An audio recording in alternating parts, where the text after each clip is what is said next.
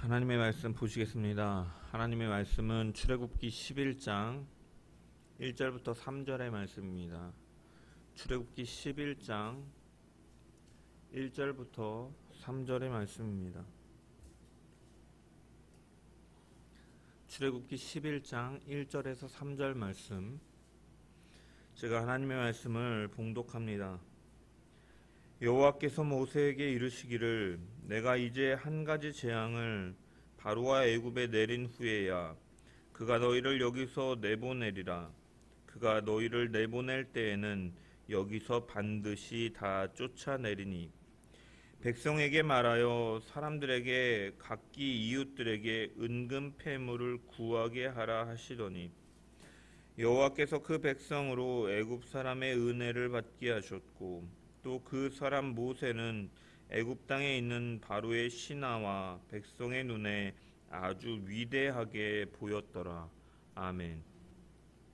말씀을 통한 주의 은혜와 평강이 저와 여러분 가운데 넘치기를 축원합니다. 이전까지 우리는 애굽 땅에 내려졌던 이 9번째 재앙까지 살펴보았습니다. 그리고 이제 오늘 본문을 필두로 해서 이제 10번째 마지막 재앙과 이스라엘의 그 애굽에서의 구원의 내용이 시작되는데, 그중 오늘 본문이 포함된 1절부터 10절까지의 말씀에 대해서는 학자들이 크게 두 가지로 해석을 합니다.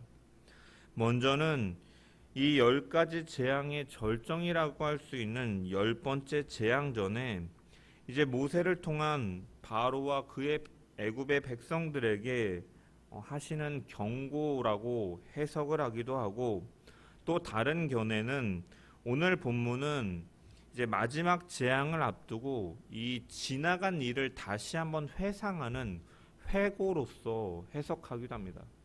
그래서 하나님께서 지금 말씀하고 계셔서 경고한 게 아니라 이미 이전에 모세가 그 받았던 내용, 그리고 이미 애굽의 바로와 그 백성들에게 경고한 내용을 다시 한번 여기서 회고하는 정리하는 것으로 학자들이 해석을 합니다.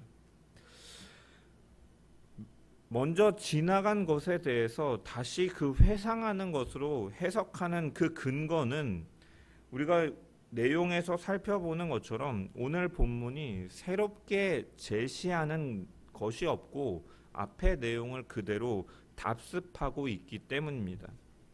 또한 9번째 우리가 재앙 마지막에 살펴보면은 분명히 바로는 모세에게 다시는 내 얼굴을 보지 못할 것이다, 내가 내 얼굴을 보는 날에는 정령 죽으리라라는 엄포를 놓았기 때문에 지금 하나님께서 메시지를 주시고 모세가 지금 다시 바로에게 가서 경고하는 것이 아니라 이전에 이미 그 말이 나오기 이전의 일들을 회상하면서 이제 10가지 재앙으로 이제 연결하는 그러한 기능을 하는 것으로 해석하기도 한다라는 것이죠.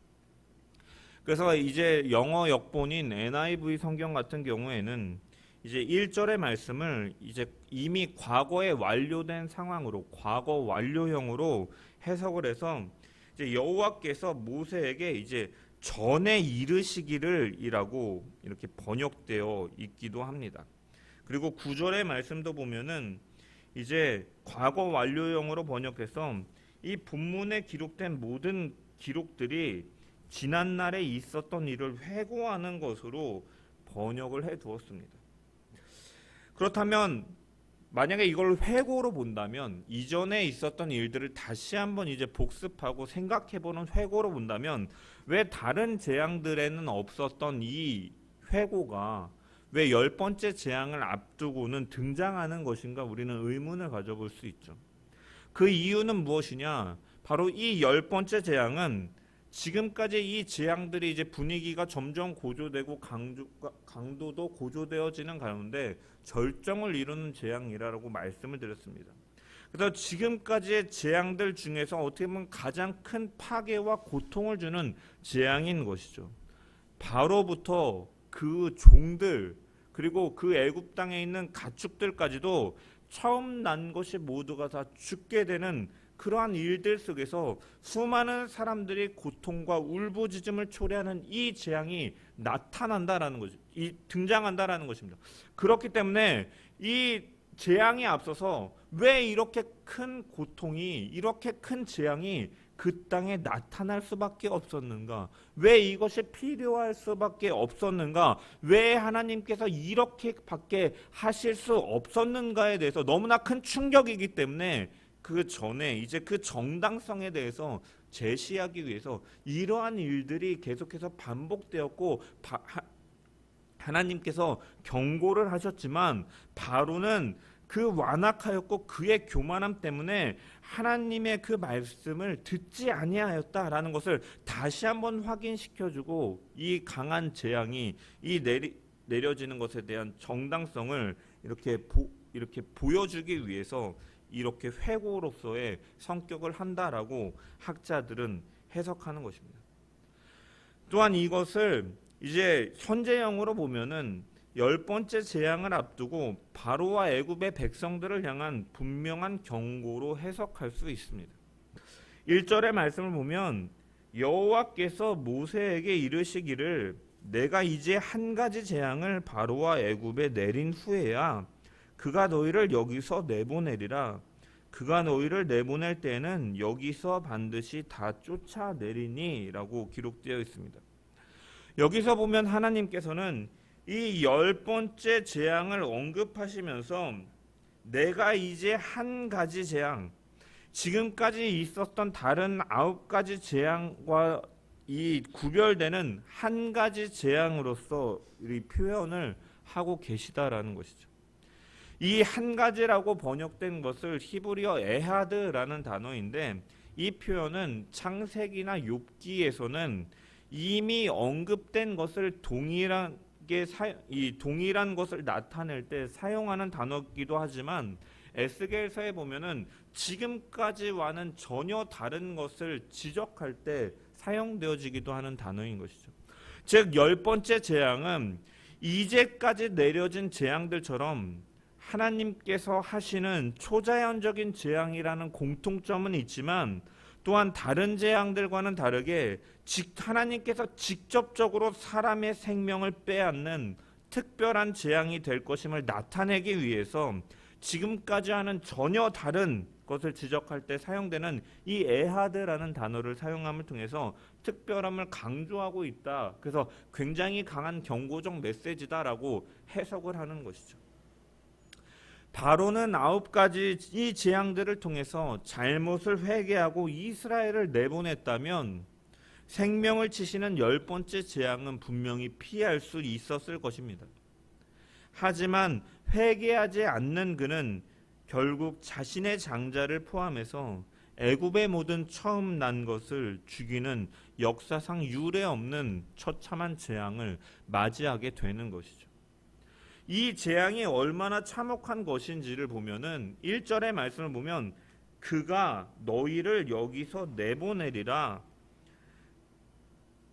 그가 너희를 내보낼 때는 여기서 반드시 다 쫓아내리니 라고 기록되어 있습니다. 여기 쫓아내다라는 단어는 우리가 일반적으로 히브리어에서 이렇게 어떤 사람들을 어떤 한 장소로 보낸다라는 단어 이 의미로 사용할 때는 보통 이 샬라흐라는 단어가 사용되어지는데 이 본문에서는 이 단어가 아니라 어떤 사람이나 어떤 집단을 완전하게 분리하는 것을 나타낼 때 사용되는 히브리어 단어 이 까레시라는 단어가 사용되어지고 있다는, 그냥 보내는 수준이 아니라 완전하게 분리시키고 완전하게 이렇게 나눠 놓는다라는 의미에서 사용되어지는 단어다라는 것입니다. 그리고 문법적으로도 보면 이 쫓아내다라는 단어 자체가 굉장히 강력한 의미를 지니는 동사를 사용하고 있는데 거기다가 이 뒤에 보면은 이 동사를 심화시키는 부정사가 하나 더 붙어가지고 사용되어져 있다는 거예요. 그래서 이것은 꼭 그렇게 하겠다, 신속하게 바로가 꼭 그렇게 내칠 것이다라는 강한 의지로 표현되어져 있다라는 것입니다. 즉 바로는 10번째 재앙을 당한 후에 스스로 이스라엘 백성들을 내보내지 않고서는 견딜 수 없는 상태가 되어서 너희를 분명히 완벽하게 분리시켜서 내보낼 것이다라고 하나님께서는 모세에게 가르쳐주고 계시는 것이죠. 이전의 바로는 수많은 재앙 속에서도 그가 이스라엘 백성들을 내보내지 않는 이유는 무엇입니까? 그들이 처음에 이스라엘 백성들에게 강제로 이 노동을 부과할 때는 이들이 애굽에게 위협이 될 것이라고 생각해서 그들이 인구 억제 정책을 펼치고 강한 이 억압하는 정책들을 펼쳤지만 사실 그 배후에는 그들의 경제적인 손실을 가져오기 때문에 이스라엘 백성들을 내보낼 수가 없었던 것이죠. 이러한 손실들 때문에 계속해서 이 모세가 말하지만 계속 타협하며 다시 돌아올 것을 바라면서 이 이스라엘 백성들을 내보낼 것을 거절해 왔다라는 것입니다. 그런 바로가 결국은 두 손 두 발 다 들고 이 특별한 이 10번째 재앙을 통해서 신속하게 떠날 것을 요청할 것이다라고 하나님께서는 분명히 말씀하고 계시다라는 거죠. 우리는 여기서 분명히 중요한 깨달음을 발견할 수가 있습니다. 이전의 바로는 경제적인 손실 때문에 어떻게든 이스라엘 백성들을 내보내지 않으려고 노력했지만 하나님께서 하나님의 때에 그 약속하신 한 가지 재앙을 더 내리시게 되면 바로는 기필코 보내고 말 수밖에 없다라는 것을 우리는 분명히 말씀을 통해 볼 수 있다라는 것이죠. 그동안 어떻게 해서든지 보내지 않으려고 했던 바로가 결국은 하나님께서 그 한 가지 재앙을 이 땅에 내리리니라고 말씀한 이후에는 그가 그동안에 있었던 모든 것들을 뒤로 한 채 어쩔 수 없이 완벽하게 기필코 보낼 수밖에 없게 만드시는 하나님의 섭리가 이 가운데 있다라는 것이죠. 여러분, 모세와 이스라엘 백성들은 하나님께서 애굽에 내리시는 그 9가지 재앙에도 불구하고 그 뜻을 굽히지 않는 바로를 보면서 그들 가운데는 불안함이 있었을 것입니다. 더 심한 이런 박해가 그들에 대한 압제가 찾아오는 것은 아닐까 생각했을 것입니다. 또한 바로 역시도 9번째 재앙 이후에 분명히 모세에게 내 얼굴을 다시는 보지 못할 것이다 라고 말하면서 모세를 협박하는 것을 통해서 과연 하나님의 약속이 이루어질 수 있을 것인가 하는 의문도 가졌을지도 모릅니다. 하지만 하나님께서는 바로가 지금은 고집을 부리고 있지만 결국에는 하나님의 뜻대로 이스라엘 백성들을 다 보내실 것을 강조하심으로써 모세와 이스라엘 백성들에게 확신을 주고 계신 것이고 또한 실제로 이 약속은 그대로 이루어지고 있다라는 것이죠. 이처럼 하나님께서 일하시면 되지 않을 것 같은 일도 분명히 이루어짐을 우리는 바라볼 수 있다라는 것입니다.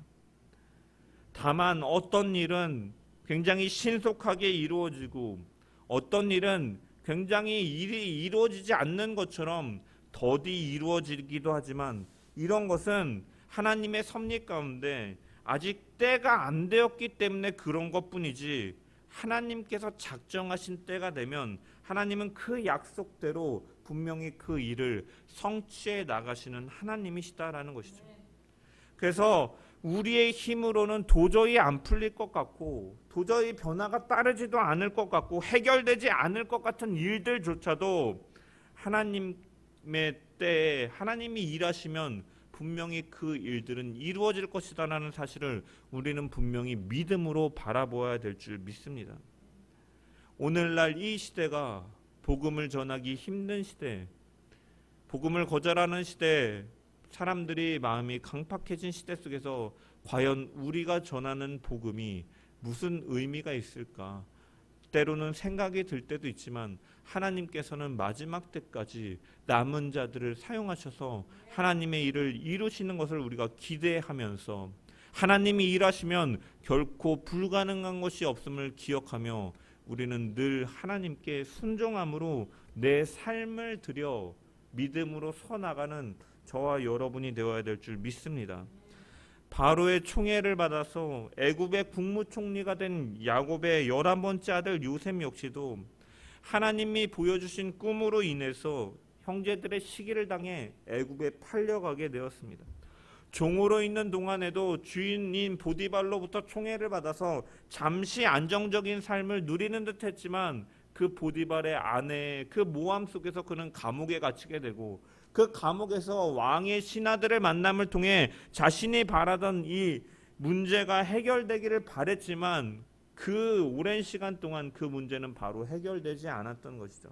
하지만 풀릴 것 같지 않고 빛이 없을 것 같은 그러한 요셉의 인생 속에 하나님이 작정하신 때가 되자 분명히 하나님은 바로에게 꿈을 주시고 그 꿈을 해몽하는 일들을 통하여서 하룻밤 만에 그를 감옥에서 끄집어내어 애굽의 총리로 세워주셨음을 우리는 분명히 말씀을 통해 살펴보면서 우리가 신앙생활을 하며 기도해도 믿음으로 살아도 말씀을 순종하는 삶을 살아도 문제가 해결되는 것 같지 않고 기도를 들으시는 것 같지 않고 문제가 해결되는 기미조차 보이지 않는다고 할지라도 우리는 낙심하거나 원망하거나 불평하는 것이 아니라 하나님께서 자신이 정하신 때가 있음을 기억하며 그 일하심을 기대하고 끝까지 응답하실 하나님을 인내하며 믿음으로 바라보는 저와 여러분 되시기를 주님의 이름으로 간절히 축원합니다. 이어지는 2절부터 3절의 말씀을 보면 하나님께서는 이스라엘 백성들이 애굽에서 나가며 애굽 사람들로부터 은과 금을 얻을 것이라고 말씀하셨습니다. 그래서 2절 3절의 말씀을 보면 백성에게 말하여 사람들에게 각기 이웃들에게 은금 패물을 구하게 하라 하시더니 여호와께서 그 백성으로 애굽 사람의 은혜를 받게 하셨고라고 기록되어 있습니다. 여기 구하게 하라라고 번역된 단어는 물질에 대한 청구 아니면 물질에 대한 간구를 지칭하는 포괄적인 단어인 것이죠. 그래서 따라서 이 문장은 이 애굽 사람들에게 요구하게끔 하라라고 이렇게 말하는 의미이기도 하고 또 어떤 사람들은 뭐 구걸하라라는 의미로도 번역할 수가 있어서 이로 인해서 이 문장에 대한 번역들 역시도 사실은 별거 아닌 내용 같지만 이 해석들이 다양합니다. 그래서 킹 제임스 버전 성경 같은 경우에는 이 애굽 사람들한테 빌리다라고 이렇게 번역을 해 놓았고 그래서 이것을 가지고 또 어떤 학자들은 이스라엘 사람들이 애굽 사람들에게 빌리는 척 속여서 갖고 나오는 것을 의미한다라고 해석하기도 합니다. 이런 해석이 어떠한 의미가 있는지는 모르겠지만 그렇게 해석하는 학자들도 있다 그래요. 한편으로는 이것을 요구하다라는 의미로 이 해석해서 다수의 번역본들이 이제 RSV 성경이나 뭐 NIV 성경이나 이런 성경들은 이제 요구하다라고 번역해서 이스라엘 자손들이 이제 애굽 땅에서 이제 나아갈 때 이 귀중품을 얻어가는 것들은 이 전쟁에서 승리한 자들이 이 패한 자들에게서 전리품을 요구하는 것과 같은 의미로 해석하는 학자들이 있습니다. 저 역시도 이러한 해석에 많이 동의하는 편인데 그래서 사사기에 보면 기드온이 미디안과의 전쟁에서 승리한 후에 그 대가로 이스라엘 백성들에게 그들이 탈취한 금 귀걸이를 줄 것을 청구하는 것과 같다라고 해석하는 것이죠. 혹은 이집트 사람들과 이 이스라엘 사람들의 관계가 좋아서 이런 것을 요청했다라고 해석하는 학자들도 있습니다. 어찌됐든 가장 자연스러운 해석은 3절이 말하는 것처럼 하나님께서 애굽 사람들의 마음을 움직이셔서 이 이스라엘 자손에게 친절과 은혜를 베풀도록 하셨다. 하나님께서 일하심을 통해서 이 패배자로 있는 것 같은 이스라엘 백성들을 승리케 하셨고 이 애굽 사람으로부터 이것을 받게 하셨다라고 해석을 하면 바람직한 것 같습니다. 여기서 강조되는 것은 어쨌든 이스라엘 사람들과 애굽 사람들과의 관계 속에서 이러한 일들이 벌어지는 것이 아니라 이 하나님께서 여호와께서 그 백성으로 이 애굽 사람의 은혜를 받게 하셨다라는 표현을 통해서 하나님의 능력 속에서 이 일이 이루어진 것이고 하나님께서 이스라엘 백성들을 승리케 하신 것을 의미하는 것이고 또한 이 하나님의 이 섭리와 뜻 가운데 이제껏 노동력을 착취당한 이스라엘 사람들이 떠나기 전에 적절한 보상을 얻는 것이 공의로우시고 은혜로우신 하나님의 뜻임을 우리는 또한 발견할 수 있다라는 것이죠. 이것이 하나님의 뜻으로 해석할 수 있는 것은 또한 율법의 신명기에 보면 나중에 이스라엘 백성들이 그 율법을 받고 나서 희년에 관한 규례와 그 노예들에게 자유를 줄 때 보면은 히브리인들 남자나 여자가 종되었던 자들이 이제 풀어주게 될 때 이제 그들을 어떻게 보내느냐, 빈손으로 내보내지 말라라는 규례가 있다라는 거예요. 오늘날에도 이 하나님의 공의와 이 은혜를 생각해 보면 사실은 오늘날에도 우리 그리스도인들이 나아가야 될 방향, 취해야 될 태도를 우리는 발견할 수 있다라는 것이죠. 오늘날에도 여전히 부조리하고 이 불합리한 세상에서 많은 착취들이 이루어지고 있다라는 것입니다. 자유시장 경제 체제가 무슨 절대적인 진리인 것 마냥 말을 하면서 그 울타리 속에서, 명분 속에서 돈이 있고 권력이 있는 자들이 자신들의 손해를 최소화시키기 위해서 이 어떻게 보면 을의 위치에 있는 이 노동자들과 근로자들을 여전히 위험한 일에 내보내는 일이 허다하다라는 것이죠. 많은 하청업체 직원들이 제대로 된 안전장치도 없이 맡겨진 일을 하다가 목숨을 잃는 청년들의 보도가 우리는 너무나 많은 순간 우리는 뉴스로 접할 수가 있는 것이죠. 이런 일들을 보호하기 위해서 사실은 이 사회보장제도가 있는 것이고 여러한 법적인 울타리를 가지고 이것을 보호하기 위해서 있는 것인데, 평등을 말하고 복지를 말하면 좌파니 공산주의니 포퓰리즘이니 하면서 그 기독교인들 중에서도 그렇게 말하는 사람들을 많이 볼 수가 있습니다. 물론 인간의 제도라는 것 자체가 완벽할 수 없고 빈틈이 있고 복지 제도를 악용하는 일부의 사람들이 존재하는 것도 사실이지만, 기독교인들은 하나님의 은혜 아래에서 자유하게 된 이스라엘 노예들이 그 하나님께서 그 은혜를 주심을 통해서 그들이 행하였던 노동에 대한 적합한 그 보상을 얻을 수 있도록 하신 것을 보면서, 또한 일곱째에 자신을 섬겼던 이 히브리 노예들을 보내줄 때 빈손으로 가게 하지 않고 양무리와 타작마당에서 너의 포도주 틀에서 주라라고 말씀하시면서 하나님께서 내게 복을 주신 대로 그에게 후히 주라라고 말씀하시는 이 말씀들을 통해 이 하나님의 배려와 사랑은 시간과 장소를 초월해서 모든 사람에게 요구되어지는 하나님의 공의의 모습이자 은혜의 모습임을 기억해야 된다는 것입니다. 그래서 우리는 이 사회 속에서 약자와 부조리와 불합리함 속에서 당하고 있는 약자들의 편에 서는 것이 사실은 하나님의 공의와 인애를 바로 세우는 일에 그리스도인으로서 감당해 나가는 일이다라는 것이죠.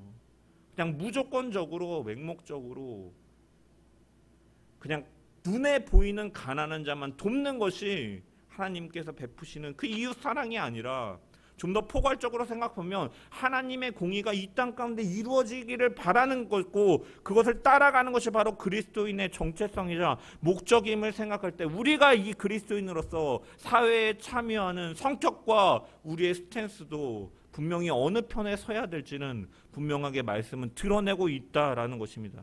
그래서 이 부조리하고 불합리한 시대 속에서도 우리는 하나님의 공의와 인애를 세워나가기 위해서 우리는 분명히 하나님의 뜻을 물으며 우리가 또한 사회 참여에도 적극적으로 참여해 나가야 될 줄 믿습니다. 또한 이스라엘 백성들은 자신들이 애굽의 노예 생활을 하면서 착취를 당한다라고 생각했겠지만 하나님께서는 어떻게 하셨습니까? 그들의 수고를 다 기억하고 계셨다가 그들의 출애굽 때에 애굽인들의 마음을 움직여서 이스라엘 백성들의 수고를 다 보상토록 해주신 것처럼 하나님은 자기 백성의 수고를 분명히 갚아주시는 하나님이심을 우리는 발견할 수가 있는 것입니다. 따라서 우리가 하나님을 섬김으로 인해서 혹은 말씀에 순종하는 삶으로 인해서 세상에서 불이익을 당하거나 억울한 일을 당할 일이 있을 때라도 우리는 조금도 실망하거나 낙심하지 말아야 할 것은 하나님께서 그때가 되면 우리의 수고와 고통을 다 기억하시고 분명히 갚아주심으로 우리의 눈물을 닦아주시는 하나님이심을 우리가 끝까지 믿으면서 믿음의 수고를 다해 나가는 저와 여러분이 되어야 될 줄 믿습니다. 마지막으로 하나님께서는 모세를 바로의 신하와 이집트 백성들에게 아주 위대한 인물로 우러러보게 하셨습니다.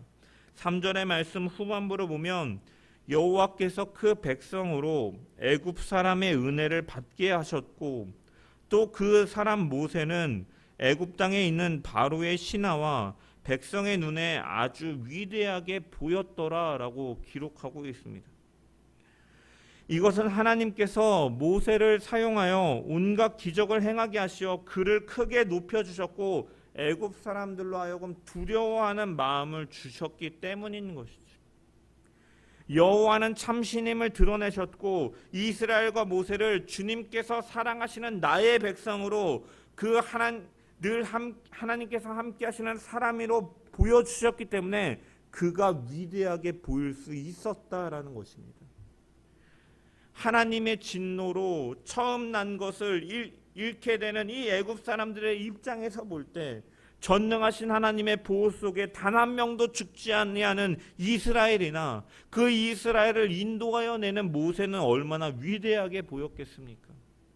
여러분, 그런데 기억해야 될 것은 모세가 우리가 이전에 앞서서 소명을 받을 때 살펴봤던 것처럼 모세라는 사람 자체가 보잘것없는 사람이었는데 대단한 사람으로 변했기 때문에 이러한 반전이 이루어지는 것이 아니다라는 것이죠. 그는 이미 애굽에서의 실패자였고 한때 살인자가 되어 애굽에서 도망자였던 사람이다라는 거예요. 그 모세는 여전히 늙어 있었고 자신의 능력으로는 말빨이 좋은 것도 아니었고 자기 스스로는 어떠한 특출난 능력이 있어서 이 일을 행하였던 것이 아니다라는 것이요. 모세는 끊임없이 하나님이 시키시는 일을 못하겠다고 몇 번이나 거절하기도 하였다라는 것입니다. 하지만 그런 그가 이제 그 애굽 사람들의 보기에는 너무나 대단한 신처럼 보이는 존재가 되었다라는 것이죠. 그렇게 된 이유에 있어서 모세라는 사람 자체가 달라져서가 아니라 모세는 여전히 그대로였고 늙고 도망자였으며 이스라엘 백성들로부터도 완전한 신뢰를 얻지 못하는 사람이었지만 그가 이렇게 될 수 있었던 이유는 하나님이 그와 함께 하셨기 때문이고 하나님의 능력이 나타나게 되니까 하나님의 순종한 사람이 위대해 보이고 대단하게 보일 수 있게 되었다라는 것이죠. 이처럼 하나님은 그에게 순종하는 자를 높여주시는 하나님이심을 믿으시길 소망합니다. 그래서 야고보 사도는 야고보서 4장에 주 앞에서 낮추라 그리하면 너희를 높이시리라 라고 기록하고 있습니다. 주 앞에서 낮추는 것은 그의 말씀에 순종하는 것을 의미하는 것이죠. 말씀에 순종한다라는 것은 나의 생각과 나의 계획을 포기하고 나의 옛사람과 습관을 포기하는 것을 의미하는 것입니다. 예전에 죄와 쾌락과 나의 즐거움을 위해 살았던 모든 것들을 끊어버리고 이제는 그 하나님께서 말씀하시는 그 말씀에 순종하는 새 사람으로 살아가는 것을 의미하는 것이죠. 여러분, 이러한 말씀을 따라서 믿음을 따라 살아가는으로 인해서 우리는 세상은 다른 방향을 향해 가고 있기 때문에 우리는 세상 사람들로부터 조롱과 비아냥, 멸시를 받을 수도 있습니다. 모세는 하나님의 말씀에 순종했다가 바로의 많은 조롱을 받았고 멸시를 받았고 이스라엘 백성들의 반대 속에서 그는 너무나 힘겹기도 한 시간을 보냈던 것이죠. 하지만 때가 되니까 하나님이 그와 함께 하시고 하나님의 뜻에 순종하며 나아가고 하나님께서 그를 통하여 능력을 보이시니까 그를 하나님께서 높여주신 것이죠. 자기를 낮추던 사람들에게서 자기를 높여주신 하나님의 능력이 있는 것입니다.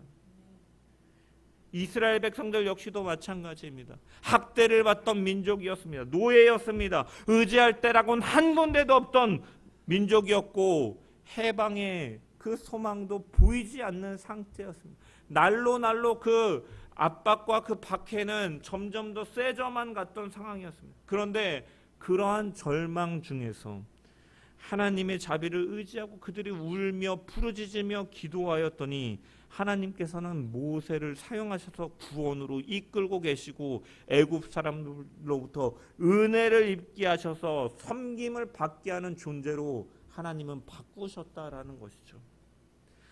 하나님은 바로와 같이 교만하고 하나님의 말씀에 하나님을 인정하지 않고 말씀에 순종하지 않는 자는 오래 참으시면서 돌이키기를 바라고 기다리시지만 결국 그가 회개하지 아니함을 통해서 결국 그를 꺾어버리시지만 하나님께 속하고 하나님을 의지하는 사람은 철저하게 구원하시고 아무리 낮고 불쌍한 처지에 있다 할지라도 그를 구원하시고 높이시는 하나님이심을 믿으시기를 소망합니다.